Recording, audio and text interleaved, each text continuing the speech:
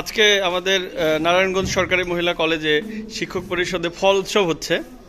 এখানে আনারস, তরমুজ, বাঙ্গি থেকে শুরু করে সবগুলাই আছে। দেশীয় ফল, দেশীয় ফল। হ্যাঁ ম্যাডাম, কি না এটা আসবে তো আপনার কাছে, একটু অপেক্ষা করেন একটু। এটা এটা হচ্ছে ইন্ট্রোডাক্টরি।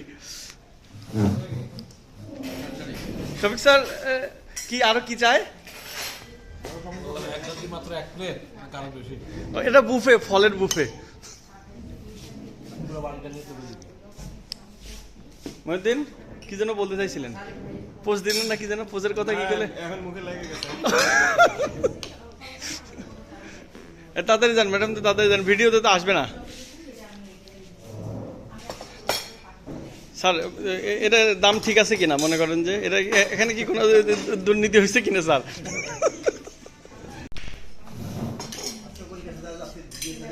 স্যার,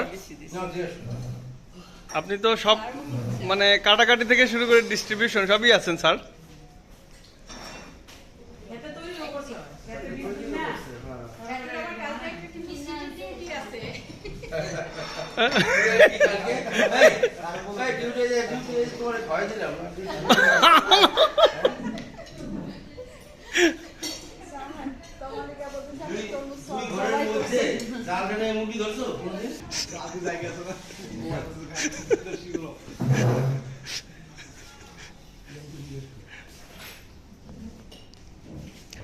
আচ্ছা, আমরা রফিক স্যারের কাছে যাই।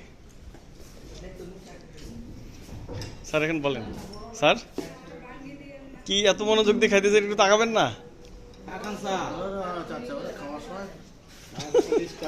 আচ্ছা আচ্ছা।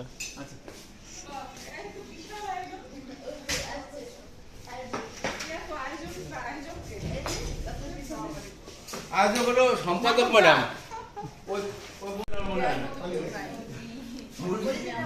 মুরগি হলো যখন গ্রামে যখন ওই যে মেয়ে দেখতে আসে, মুরগি ছেড়ে আসে, মুরগি ধরা লাগবে তো। আগে তো এখন তো তুমি জায়গায় জায়গায় মুরগি বেছো, ওই সময় 8 বার ছাড়া মুরগি ঢুকে গেলে পাওয়া যেত না, 8 বার ছাড়া। তখন কি করতো, আমরা মুরগি ধরতাম কিভাবে? এই যে গ্রামে ধরো 2টা ঘর আছে, পাশাপাশি 2টা ঘর, ওর মধ্যে দিয়ে হাঁটার জায়গা আছে না, ওই জায়গায় দাঁড়াটা নাই না। এবার মুরগিটা ওদিক দিয়ে দাওয়াই ওই ঘরের মধ্যে ওদিকে দাওয়াই দিতাম চলে দাওয়া, পরে ওই জালের মধ্যে পরে মুরগি ধরতাম। ঠিক আছে, মুরগি ধরে সেটা মুরগি আমরা জবাই দিয়ে রান্না টান্না করে আমরা খেতাম। আর এখন করছি, এখন তো মৃত্যুর কাজ করতেছে, করুন।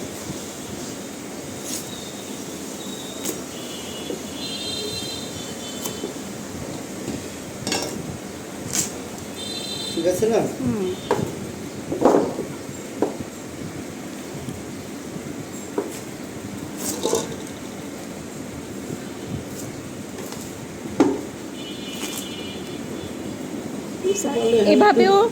এভাবেও টুকরা করতে হবে, তো হবে না সবার। একটু ফ্রিজে রেখে খাইলে কত ভালো লাগতো। হ্যাঁ হ্যাঁ হ্যাঁ, ডিপ ফ্রিজে রেখে দাও। বুঝলে না মিতু? মিতু, এটা দিয়ে এক অক্ত খাওয়াই দিও।